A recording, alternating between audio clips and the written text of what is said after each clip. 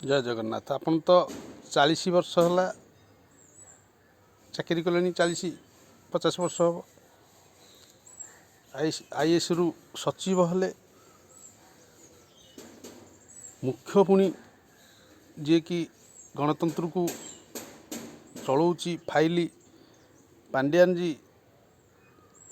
IAS Thai कि भी जनसाधारण को छात्र छात्री को माँ बापा को भाई भौणी को सबू जाई सरकारंकर